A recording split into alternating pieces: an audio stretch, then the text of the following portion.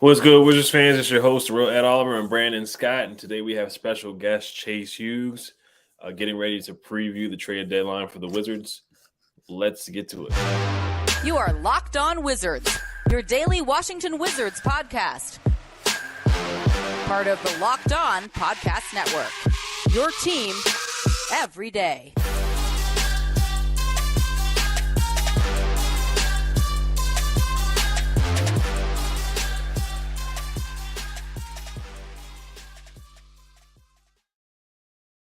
I want to thank you guys for making Locked On Wizards your first listen every day. We are free and available wherever you get podcasts. Today's episode is brought to you by LinkedIn. LinkedIn Jobs helps you find the qualified candidates you want to talk to faster. Post your job for free at linkedin.com/LockedOnNBA. Today we have special guest Chase Hughes from NBC Sports Washington, the creator of Chasing Stats on NBC Sports Washington as well. How are you feeling today, Chase? Doing great. Thanks for the plug for Chasing Stats there. Definitely. So the Wizards were on a 6-game winning streak, and then they're on a 3-game skid right now. Kyle Kuzma said after the loss of the Blazers that they didn't know their personnel and they didn't make adjustments. What were your thoughts about the 6-game winning streak and the 3-game losing streak and Kuzma's comments about them not knowing personnel? I think this recent stretch has been like a perfect microcosm for their season as a whole, and that when they're healthy, they're pretty good, and when they aren't healthy, the bottom seems to fall out. You know, when they won 6 straight, they had Bradley Beal for the most part, Kristaps Porzingis, Kyle Kuzma. They had just recently gotten a lot of guys back before that, and then they start losing guys, and the last 3 games, they've lost all 3 of them. So I think it's a reminder as they head into the trade deadline is that as much as they maybe could address specific needs like 3-point shooting and defense, somehow figuring out a way to better compensate for the loss of key players, I think would be really smart for them to try to achieve, because they got about 30 games left. What if Kyle Kuzma misses 10 of them, or Bradley Beal or Kristaps Porzingis? I think they got to guard against the situation where they lose 1 or 2 key rotation players and all of a sudden they can't compete night to night. So it's been a problem for them all year. They've had more injuries than most teams, and the injuries that they've had have been to key players. Bradley Beal, of course, has missed a lot of games, but that's also part of the deal in professional sports and in the NBA. You got to be able to withstand injuries, and the Wizards haven't done a great job of that this year. Definitely, yeah, and just the defense has been disappointing the past 3 games. Anthony Simons going for 30 points, and then Cam Thomas going for 44 points, and as you pointed out, a stat as well that, he scored the most points off the bench, I want to say in 29 minutes, which was just insane. I mean, he did it to the Clippers last night too. It doesn't make us feel any better, but, back-to-back games, they allow that to happen. So, we'll see how the rest of the season goes. Yeah, it was, the first loss they had was to the Blazers, and Anthony Simons went off, and they made 17 threes, including 9 in the third quarter. And then in the second game, it was Cam Thomas who went off at basically the same position. And then in the third game, they gave up a bunch of threes to the Cleveland Cavaliers. So the Wizards this year have been pretty good defensively. They've been better defensively than they've been offensively. And they've been pretty good at defending threes. But the last 3 games, that has not been the case at all. And, you look at some of the matchup numbers, even their best defenders like DeLon Wright, Denny Avdia, they've had a lot of trouble against these guys they've gone up against. So I don't know what type of adjustment needs to be made. I asked DeLon Wright that today, and I didn't phrase the question as well as I feel like I could have, because he was like, well, the big men have to be better too. And he's right, because, the last game, I believe the Cavaliers had 58 paint points. So that's a lot of paint points. So it's been a problem all across the board, but the 3-point defense has really stood out to me recently. Definitely, yeah. You can go ahead, Brandon. All right, cool. You mentioned the deadline coming up, February 9th. Now, looking at this roster, the front office made it plain that they want to build around Kyle Kuzma, Bradley Beal, and potentially Kristaps Porzingis. Now, if you look at the cap next season, which I believe is going to be $134 million, and if you look at the fact that, all right, let's pretend that Kyle Kuzma opts out, but KP opts in. So looking at the salaries next year, Brad makes 46.7, Kristaps $36 million. Kyle Kuzma, he wants to deal around what John Collins has, so presuming $25 million. And then if you look at Gafford going into his extension with $12 million, and Monte Morris and DeLon Wright both $9 million and $8 million rather, and with management saying that they don't want to go into the luxury tax, do you see any kind of major moves maybe Monte Morris, DeLon, or even Daniel Gafford being moved to the deadline to kind of free up the salary cap issues next season? I'm guessing that doesn't happen at the deadline. I think Will Barton, obviously, everyone can see, is a prime candidate to be traded. He's been out of the rotation for the most part until very recently, but they might just be putting him out there to kind of show other teams what he still has. Obviously, he fits all the parameters that Davis Bertans did last year, so I think it's probably still pretty likely that he gets dealt. But in terms of Monte Morris and DeLon Wright and other guys that they have on the books moving forward, I could see that as something they sort out in the offseason.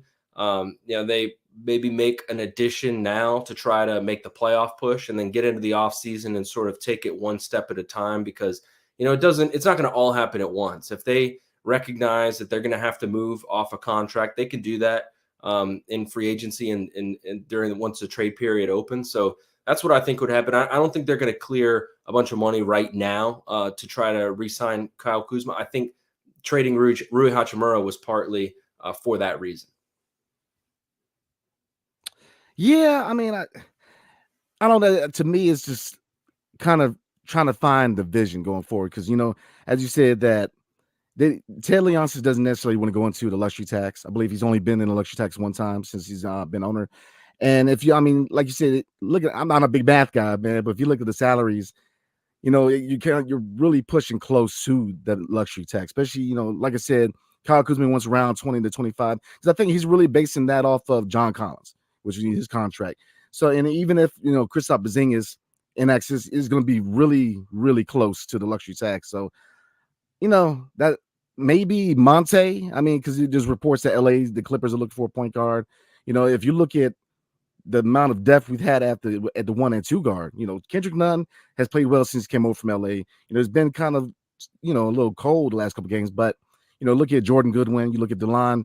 So, maybe they make a move at the deadline for one of these guards. But, has there been any chatter about that, the influx of guards?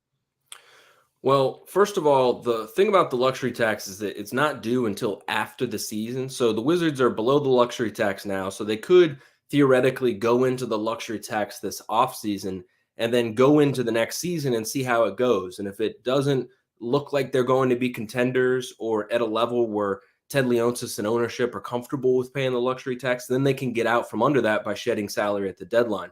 2017-18, if I recall correctly, was the 1 year that they did pay the luxury tax. They were scheduled to pay it the following season, but you remember all those trades they made to get rid of Otto Porter and Markieff Morris, and they made a bunch of deals right at the deadline. Remember, they got Jabari Parker and Bobby Portis, and then let those contracts expire. That was all to get out from under the luxury tax. So I could see that I could see that being a way that they go.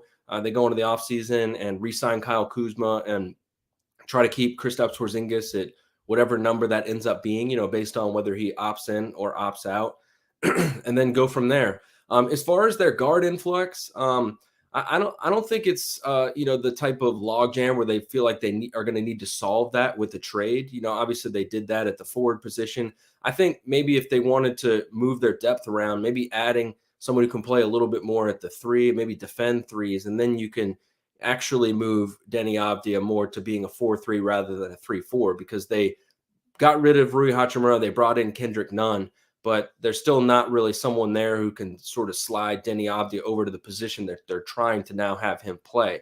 But we'll see. I think the guard rotation, it's fairly deep in terms of quantity. But it's not like they've got a bunch of stars that are stepping all over each other. So I think they could probably just sort that out with whoever plays well, and maybe someone's the odd man out in terms of minutes. Yeah, that makes sense. I'm glad you brought up moving Deni to the 4, because I believe we need a guy on the wing for the second unit, because I like the starting unit when they're healthy and they're together. Monte at point guard, Bill, Kuz in the Twin Towers, and the second unit we just need, in my opinion, one more scorer. So yeah, what do you think, E? Yeah, you can see it. I think in the loss to the Nets, they needed some scoring. They didn't have any guys that could create, especially with Kuz going down and Bill being out. I think that hurt them down the stretch. You can see that against the Cavs too, with Bill and Kuzma being out. Nobody could really create manufacture buckets for themselves. It was really Porzingis getting his baskets, and other than that, guys were moving the ball around the perimeter, but nobody was getting it to the paint. That's been the Achilles heel with our point guards. We haven't had guys that can really get to the paint and create shots for others, or we haven't had we don't have explosiveness at the guard spot or shiftiness. Guys that can change the pace, because we've been spoiled with point guards, John Wall, Russell Westbrook, guys that can easily get to the paint. We just haven't really had that this year. So that's probably that's one of the biggest needs that we do have going into the trade deadline. Yeah, I think positionally that makes sense. I think their biggest need is 3-point shooting. Maybe there's a wing defender out there that you could get that could help tie their defense together and make it go from about average to elite. Maybe you could go from 15th ranked defense and defensive efficiency to top 10. But 3-point shooting and defense, beyond depth, going back to what I said about injuries and trying to withstand injuries, I think you could raise the floor of your team by just adding another shooter or two, or another defender, and becoming a more consistent 3-point shooting team or a more consistent defensive team. I think that's the type of system that maybe they could create, where if a guy does go out, it's not a huge drop off, because some nights you'll just get hot from 3 and you'll be in a game, or you'll run away with a game just because of that. Definitely, yeah. We're going to get to some possible trade candidates here. But before we do get into that, this episode is brought to you by LinkedIn. LinkedIn is super easy to use. LinkedIn Jobs helps you quickly attract qualified candidates to your open jobs with targeting tools.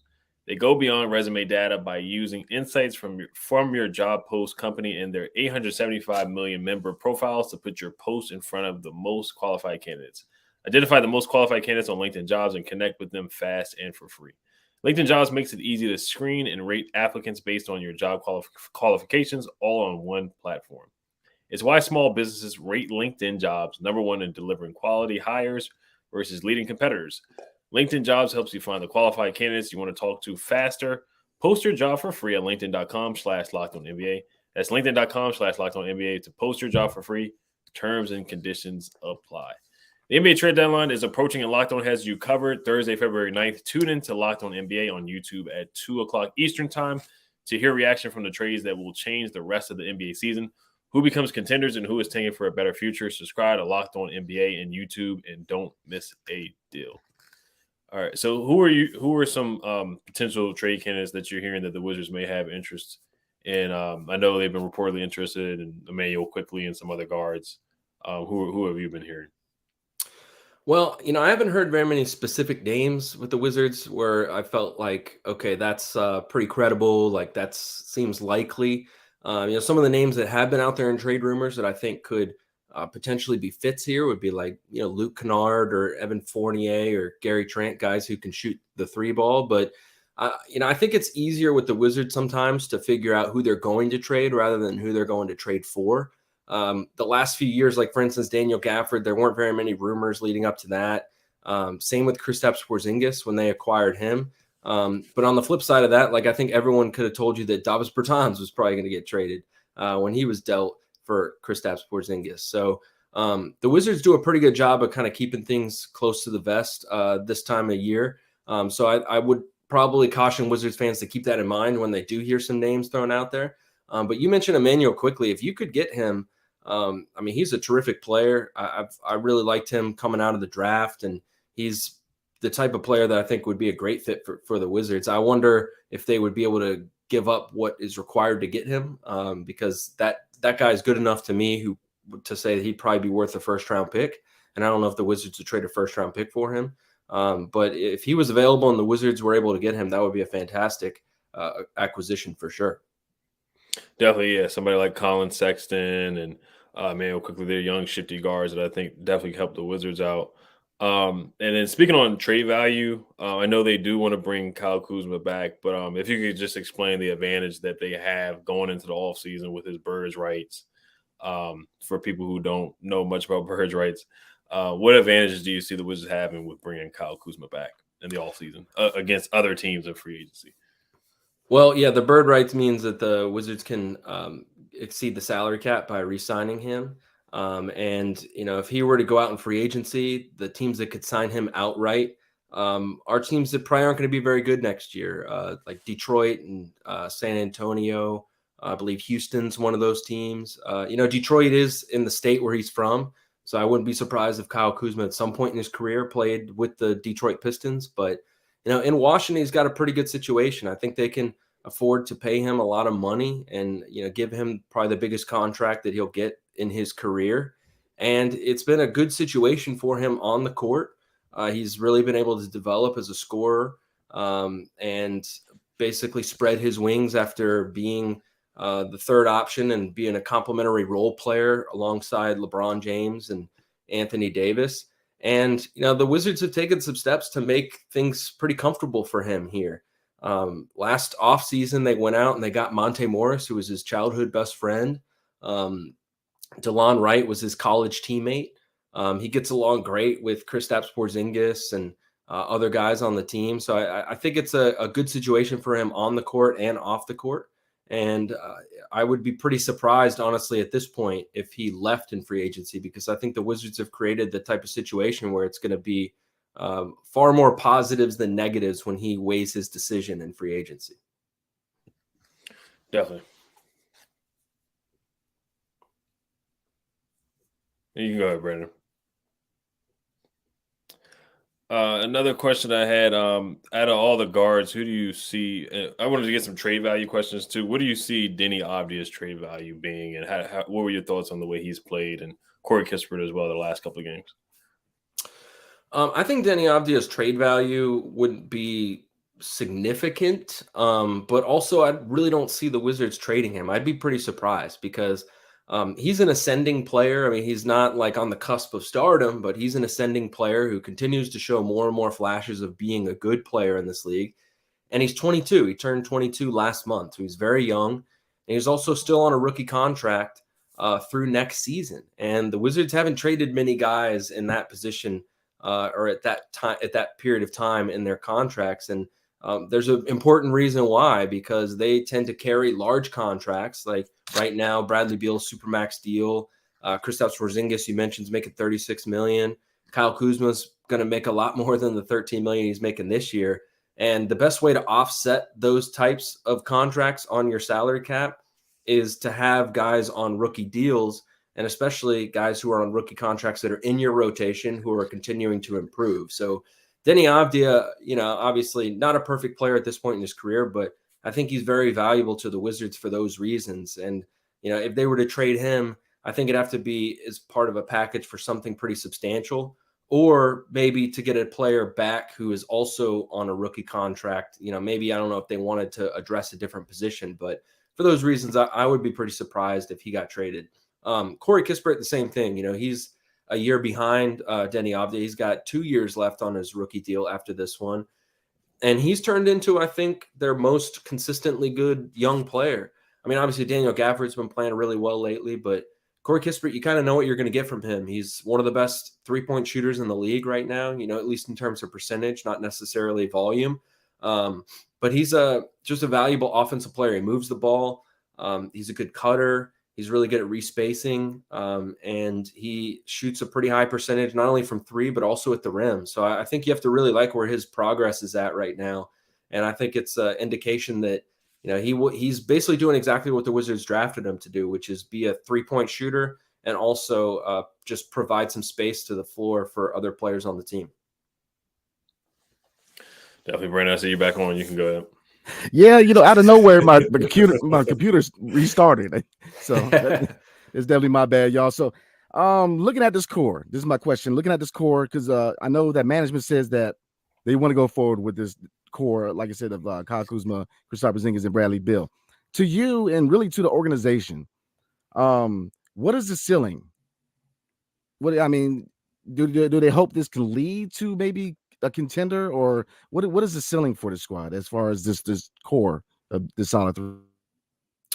Well, at the moment, the ceiling doesn't appear to be like super high. When they've been healthy, they've been 500 or so. I think they're above 500 team when healthy. We saw them start out 9-7, then Rui Hachimura got hurt for a month, and I think they went 3-13 after that.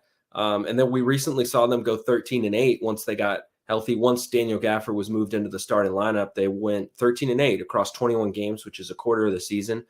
I think that's a decent representation of what they are when they're healthy, but clearly they don't have the secondary pieces to sustain an 82-game campaign when it comes to injuries and when it comes to just all the different things that can happen, long road trips, back-to-backs, all those sorts of things.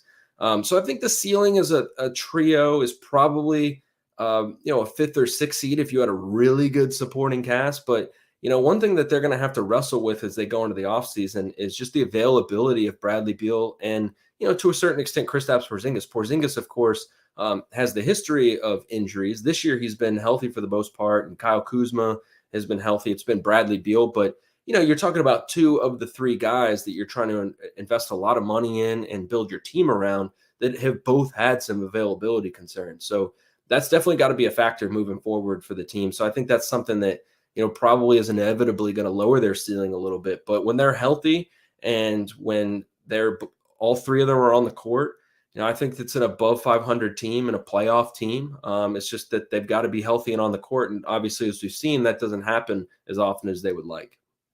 Well, I know that Ted Leonsis is famous for saying that they would never tank.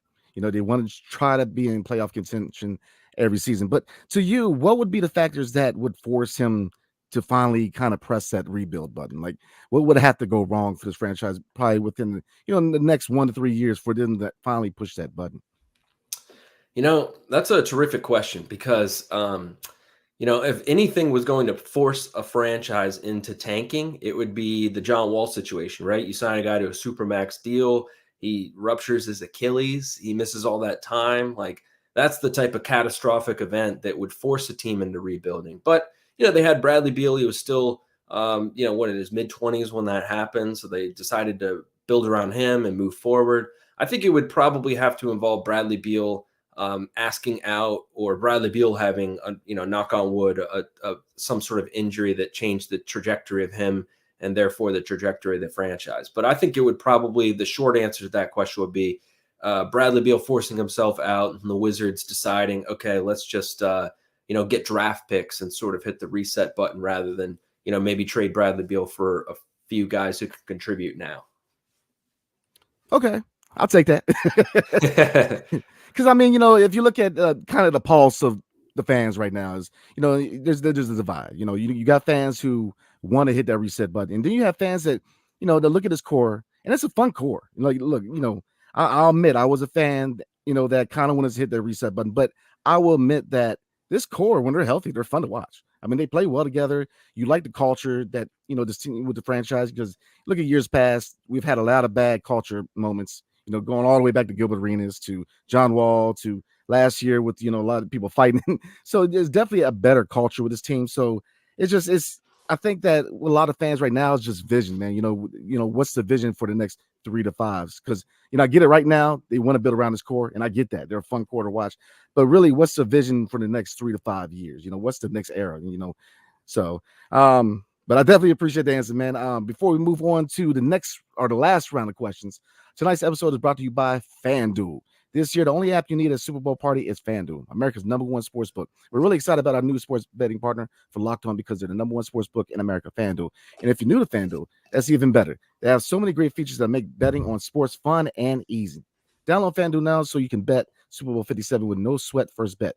You get up to $3,000 back in bonus bets if your first bet doesn't win. FanDuel lets you bet on everything from the money line to point spreads to who will score a touchdown. The FanDuel Sportsbook app is safe, secure, and super easy to use. First of all, you can get paid your winnings instantly. So join now at FanDuel at FanDuel.com/lockedon to claim your no sweat first bet on Super Bowl 57. That's FanDuel.com/lockedon. Make every moment more with FanDuel, the official sportsbook partner of the NFL. All right, last couple of questions I have is, what do you see with Kristaps Porzingis' future coming up? How do you feel is going to end up this offseason and the trade deadline? Do you see him opting in or opting out? What kind of pulse do you have on Kristaps, and also Will Barton?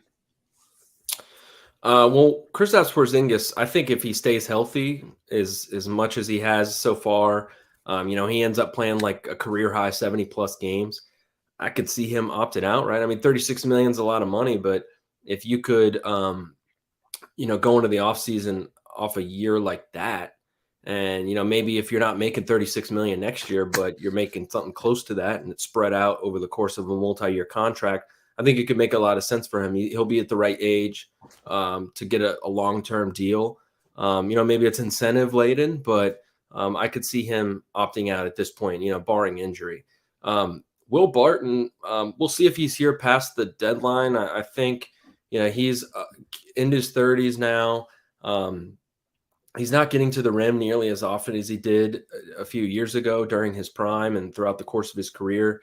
And he's also just not putting up the same numbers. And I wonder how much it is a result of him having played with Nikola Jokic. We saw so many guys come through here and their numbers were just inflated by playing with John Wall, who was incredible at drawing the attention of the defense and throwing accurate passes on the run and just finding guys exactly the type of shots that they wanted. Nikola Jokic is the same kind of guy. Now, Monte Morris, to his credit, has not skipped a beat. He's the same guy he was in Denver. But Will Barton has struggled to shoot the same percentages he did in Denver. And defensively, he's really had a whole lot of trouble this year. So given his age, given the season he's had, we'll see. Maybe he gets dealt to another team and gets to raise his value by the end of the season. But I would imagine he'll probably have to take a prove-it deal in the offseason. And, good luck to him. Hopefully, he can regain some of that magic and get back to being a pretty good scorer and find a good situation for himself. But, I would certainly expect it to be kind of a crossroads for him going into the offseason if the way this season has gone so far continues. Yeah, and his trade value, I think it's been raised because he was just traded for, Dinwiddie and Bertans, and I think, you could get more in the market for him. But Kevin Durant right now, he's not playing the All-Star game. So I feel like either him or Kuz or maybe one of the Wizards could get a reserve spot in the All-Star game. But before I move on to Brandon's question, I just want to talk about Johnny Davis and Quentin Jackson and Jordan Goodwin, some of the young guys too. I know you wrote an article about Quentin Jackson. Johnny Davis's numbers, they don't wow you. They're not off the charts in the G League right now. So what have you seen from Johnny Davis so far? It looks like they kind of try to fix his shot a little bit due to some pictures online that I've seen. And what's your thoughts about Quentin Jackson? Do you see him getting any playing time anytime soon this year? And how does Jordan Goodwin get a roster spot? Yeah, so first on Johnny Davis, it's looking more and more like it's going to be a redshirt year. Like, obviously, he's really, really struggled, not just at the NBA level, but his shooting percentages in the G League. He's shooting from the field, I think it's like 38% and like 20-something% from three. He struggled a little bit with his turnovers. Now, they do say he's defending well. I've seen a couple go-go games this year where I've seen that too. I talked to head coach Mike Williams. He said they assign the best player on the opposing team every night to Johnny Davis. So there is that. But, the shooting percentages, if you're shooting 38, 39% in the G League, then you're a long ways away from being an NBA rotation player offensively, especially when you look up and the rotation at the NBA level struggles a little bit shooting from the outside, right? It's just not a great fit for him right now, the Wizards rotation. I think if he was in an organization where they were just loaded with three-point shooters and they had an opening at the two-guard position, just needed someone to play some defense, then maybe he would be in the rotation or at least on the roster playing a little bit more.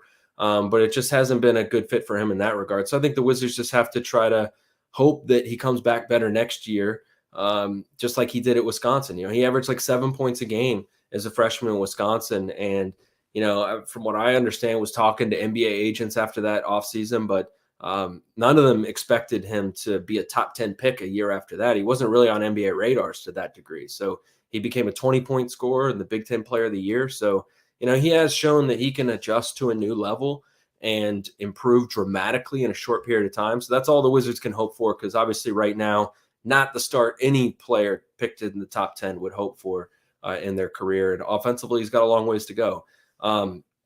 Quentin Jackson, it's just based on his contract. I doubt we'll see him with the Wizards anytime soon. We're not seeing the hardship exemption deals given out like we did last year. If this was last year, he'd be up already, right? But he might have to wait his turn. He's impressed, though. He's played well defensively. He's put up pretty good percentages shooting-wise, and has been a key contributor for the Go-Go this year. It's his rookie year in the G League, so he's got some time, and I think he'll get there. He can also technically join other teams, so I wouldn't be surprised if at some point another team was interested in him. And Jordan Goodwin, I would expect that to happen this week for him to get an NBA deal. I think once the trade deadline dust settles, they'll be able to convert his contract. And, he's had to spend some time with the Go-Go recently just because he's been on the two-way deal. I'm sure a lot of fans have heard this, where you're only allowed to be active for 50 games, and he's bumping up on that number already. So the Wizards have made it pretty obvious that they're going to give him an NBA contract. It's just a matter of opening a roster spot. How they do that, we'll see. I mean, maybe they trade two guys for one, and then all of a sudden a spot opens up. Maybe they take a second look at some of their young players on the back end of the roster and wonder, do we want to keep these guys? I don't know how they're going to do it. I just expect that, maybe a week from now, Jordan Goodwin has a different contract because obviously the Wizards are going to need him down the stretch of this season. Yeah. Randy, you got anything else? Oh, yes, sir. I'm going to do a quick question before we roll out, man. Some hypotheticals real quick. So going to the offseason, what if KP and Kuz both walk and we kind of force it to maybe not a full rebuild, but maybe a retool? Now, if we have to build through the draft, how capable do you think that Tommy Shepard at GM is building through the draft? If you look at kind of his previous picks, going back to Rui, not really a star, not really a full-time starter, but you have guys that aren't finished products, but they are good role players. But if you had to build through the draft and find starters and future stars through the draft, how capable do you think Tommy is of doing that?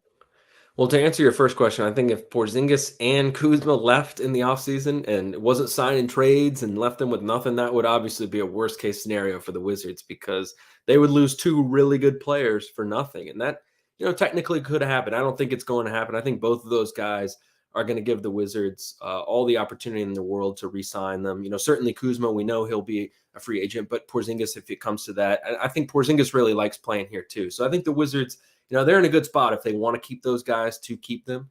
But that would be tough. I can't think of a team that has lost two players of that caliber in free agency. Usually, you might lose one, but to lose two in the same year, that would be pretty unusual and pretty tough. As far as the front office and drafting, there's no question they got to improve their success rate in the draft. Like Rui Hachimura, Denny Avdia, Corey Kispert, they're all solid picks, I think, especially when you consider where they were drafted. Like Rui Hachimura, you pick him 9th. Okay, that's fine. Denny Avdia, I think over time could grow into someone who's worth the 9th overall pick.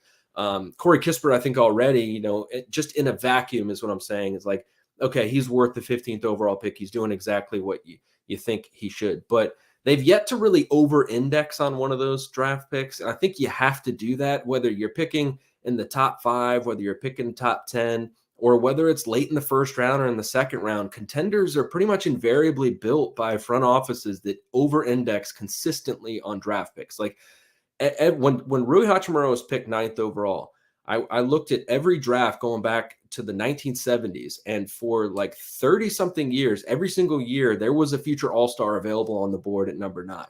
Now, who that's going to be from his draft, I'm not sure. I'd have to pull up the list. Tyler Hero obviously has been very good, but the next year, Tyrese Halliburton was picked after Denny Avdia. They had the 9th pick, and Tyrese Halliburton's already developed into an all-star. Like, odds are there's someone on the board that you can find that's going to be a franchise-changing player, and they haven't really been able to do that. So they've got to get better at that. Now, obviously, some of the young guys like Kispert and Denny Avdia, the jury's still out on them. They're still very young. They have the opportunity to improve. I still really like their upside. I still really think that Denny Avdia's got a really high ceiling.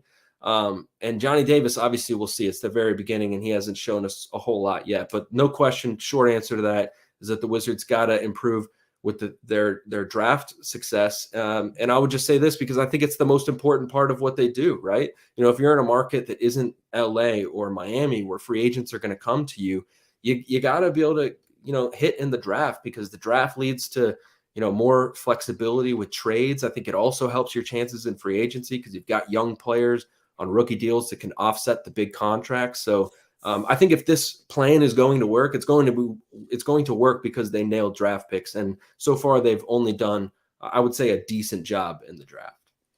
Yeah, I mean, I'm with you. I figured I'd ask, little hypotheticals, but because I think that, KP and Kuz will be here long term. Every report says that KP likes DC.